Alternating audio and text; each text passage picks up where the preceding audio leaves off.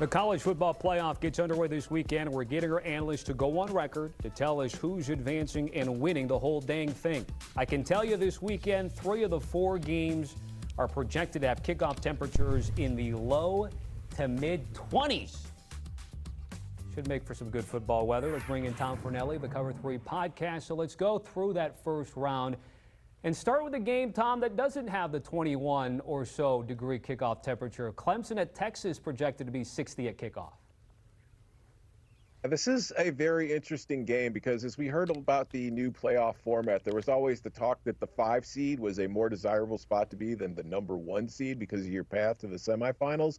But I don't think that people thought the 12 seed that the 5 seed would be facing right away would be Clemson, a team that has won national titles and won the ACC. But if you look at this matchup, I do think Texas will be the one to advance because even though I have some questions about Texas's offense and their inability to finish drives in the last few weeks, particularly with Quinn Ewers not playing well inside the 20-yard line, what we've seen from Clemson this year is typically when they go against a good defense, and Texas has a very good defense, they really struggle to move the ball. I'm talking about the Georgia game, the Louisville game, and then the final 3 quarters in the ACC championship against SMU.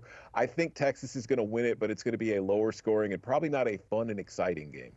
Let's get to Columbus, where we're going to talk to Josh Pate about how much orange we're going to see at the shoe here. UT and OSU 9-8 matchup. Yeah, you want to talk about horrible vibes. Like Ohio State right now is not feeling very good coming off the loss to Michigan. You've got your athletic director going on, on a tour talking about how, hey, the Michigan game's not that important. And, oh, by the way, if you could not sell your tickets to Tennessee fans, that would be great. But when you look at the actual matchup, Ohio State is the better football team, and I think if they show up ready to play at home in this atmosphere, they should beat Tennessee. So I'm taking the Buckeyes and just moving them past the Vols here. I just don't think offensively have enough to keep up. All right, the next 2 games, of course, in line with the one we just talked about, right around a touchdown or 7 and a hook. We've got SMU and Penn State, Tom. Yeah, SMU looked very good for 3 quarters against Clemson. They got their doors blown off in the first quarter, and it proved to just be too much for them to overcome. And I look at this matchup. I think this will be kind of a high-scoring shootout. I think of the 4 first-round games, this one has a chance to be the most entertaining because while it will be cold, it's not going to be that windy. And I do think both of these offenses match up well against the other defenses, where I think Penn State's offensive line can overwhelm this SMU defense. But at the same time, the Penn State defense has not seen a quarterback like Kevin Jennings all season long. I think he will extend drives for the Mustangs and keep them in the game. But I think in the end, Penn State's just a little more talented, and then being at home and having that atmosphere behind them, I think the Nittany Lions squeak by this one. All right, Penn State, by the way, looking like they're taking a little money, getting off that 7.5, sitting currently at 8.5. And then lastly, we've got Indiana and Notre Dame in that 10-7 battle. Yeah, of course, the one cold game that has snow in the forecast is between the 2 teams who reside in Indiana and will not be out of character or out of their own environment seeing it. But this is a really fun game. I think this has a chance to be exciting, if not high scoring. But my concern when it comes to the Hoosiers is we've seen them play 2 elite defenses this year, Michigan and Ohio State. Those happen to be the 2 games of the season where Indiana's offense was at its least effective, and this Notre Dame defense is no joke. I do not know if the Hoosiers will be able to score enough points to keep up with the Irish. I think defensively, they'll be able to limit them and keep themselves in the game. It's just at the end of the day, I think with Riley Leonard and Jeremiah Love, the Irish have a little too much firepower for Indiana, so I have Notre Dame moving on. All right, Notre Dame, Penn State, Ohio State, and Texas from Tom Fornelli in that first round. So then this is how it looks in the quarterfinals. Matchups abound. Teams have had that first round bye, itching to get back on the field. So, Tom, let's start with the Peach Bowl. 5v4. You had Texas advancing, taking on the Fighting Pete Priscos in Arizona State.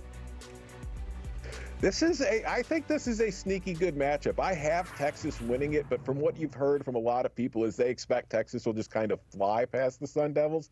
I don't think that's the case. I think with this Arizona State offense with Cam Scatterbo and Sam Levitt, they will be able to move the ball and put up points on the Longhorns. It's just defensively, I don't think the Sun Devils are strong enough to slow down Texas. So I have them getting through this game, but I think it'll be a lot closer than most people expect. So while we don't know the spread for this hypothetical game, Rhett, I would take Arizona State in the points.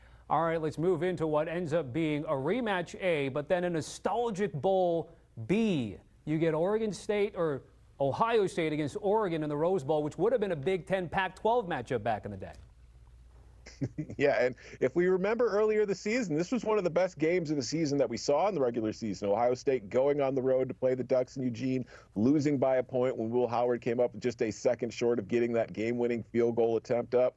But I think in the rematch, I like Oregon again. I just look at how they played. I think the extra week, the rest, the bye will help them a lot because they have been a little banged up, so they've had that chance to get healthy. And I just think that offensively, we have seen Ohio State struggle a bit more against better defenses, and I think this Oregon defense matches up well with them in the secondary against their stud receivers. And I think that if it just comes down to a battle of the quarterbacks in the end, I have more faith in Dylan Gabriel than I do in Will Howard to make the play at the end of the game to win it. So I think it'll be another really good, fun game to watch, but I have Oregon moving past the Buckeyes here. And then speaking of nostalgia, we all know what Boise State means to the Fiesta Bowl. You had the Nittany Lions moving on, so we get Boise State and Penn State here. Yeah, Boise State is a likely underdog in the Fiesta Bowl. What could go wrong? But this is a matchup where I think if you look at it, Ashton Genty's incredible.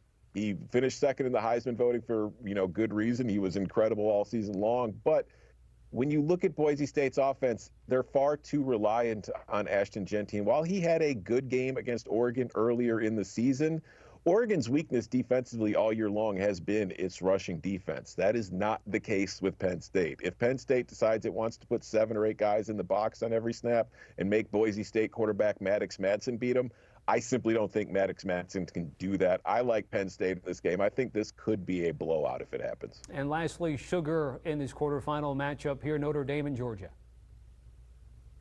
The big question mark around Georgia is, will Carson Beck be playing? Based on what we're hearing, or to be clear about it, not hearing coming out of Athens, I don't think Carson Beck's going to play in this game. I don't think Carson Beck's going to play again this year. And I just do not have enough faith in Gunnar Stockton, based on the little that we have seen of him, to lead Georgia through a playoff and get them to the title game, particularly in a matchup like this against a very good Notre Dame defense.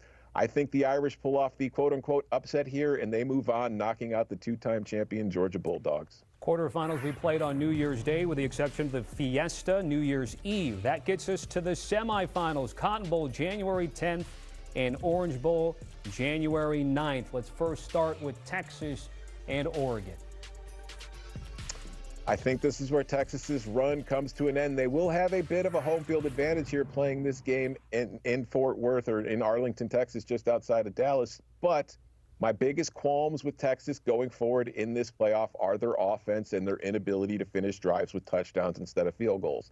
I think going against this Oregon team is where that kind of really becomes a big problem for them, because the Oregon defense has been solid in the red zone all season long. I think they can get pressure onto Quinn Ewers and force him into some mistakes.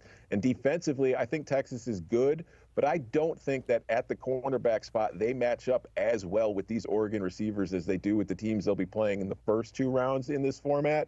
So I think the Ducks win this one and they move on to the title game. Tom, how does it play out in South Florida, the Orange? This is kind of a tough one. This is a really fun kind of old school kind of battle between Penn State and Notre Dame. But I just think that as far as complete teams go, I think Notre Dame's just a little bit better. I think defensively they're both outstanding, and it would probably be a low-scoring affair. It's just, I think Riley Leonard and what the Irish are able to do in the ground with Leonard and Jeremiah Love will prove to be too much for Penn State, who, as good as they have been, Drew Aller is incredible. Tyler Warren won the Mackey. He received Heisman votes. He's been an incredible player for them at tight end all season long. But the one weakness Penn State has is they just do not have playmakers offensively on the perimeter at the receiver spot, which makes it really difficult to get through a format like this when you are facing elite team after elite team. And Penn State, the primary reason I have them getting this far is if you look at the draw they've received, getting SMU and then in the last round Boise State, they hadn't faced an elite team, if we're being blunt about it, until this point. Notre Dame is an elite squad. Defensively, I think they could shut the Nittany Lions down. I think the Irish are moving on to the title game. You know, you bring up something interesting, because there's already talk. This is the first year of 12 teams. There's already talk about reformatting, reseeding, all that stuff. Like in men's tennis, it seems like Oregon's the Nadal, Federer, Djokovic already in one top half of the bracket, and then you have a team like Notre Dame that can get in. And there was one point where the Fighting Irish in that upset loss to NIU didn't think they'd make it here, Tom, and then all of a sudden you have them getting to the title game. Yeah, and it's crazy because I am on record of saying that after they lost that game to Northern Illinois, my primary problem with this expanded playoff field is if you lose at home to Northern Illinois, you probably shouldn't get the chance to prove that you are the best team in the world because you've already kind of proven that you aren't. But like you said, based on this format and how the things lay out for Notre Dame, I think there's a realistic shot they get to the title game. They can only do what they can do, and that is win in your eyes, get to Mercedes-Benz Stadium in Atlanta against the Oregon Ducks, who ends up being this season's national champion. Not Notre Dame, because like I said, they've already proven that they're not the best team in the country, and I think that they get to this title game. And I say that jokingly. They're a very good team that has rebounded quite well from that unexpected loss early in the year. It's just Oregon has been the best team in the country all season long. They are the only team left that has yet to lose a game, and I think they will be the first team in college football history to finish the season 16-0. I think they finished the job. Dylan Gabriel, I think, could, with their receivers, they'll be able to move the ball against the Notre Dame defense that is exceptional, but it is not perfect, and it has not faced a passing offense like this Oregon one that it'll see in the matchup. They also have a very good run game in Jordan James. I think this could prove to be a very fun and exciting title game if it happens, possibly high scoring. But I think Oregon's just got a little more gas in the tank, and they outscore the Irish to win the title. I think I'm with you, Tom. It's interesting. How would Oregon adjust to Big Ten football, they said? How about everybody adjusting to Oregon in 2024? Exactly. Tom Fornelli joining us here on HQ Spotlight. Tom, certainly appreciate it. Part of the Cover 3 podcast with Danny Cannell, Bud Elliott, Chip Patterson. Latest pod has Travis Hunter's Heisman win, transfer portal buzz, and a lot more in the Cover 3.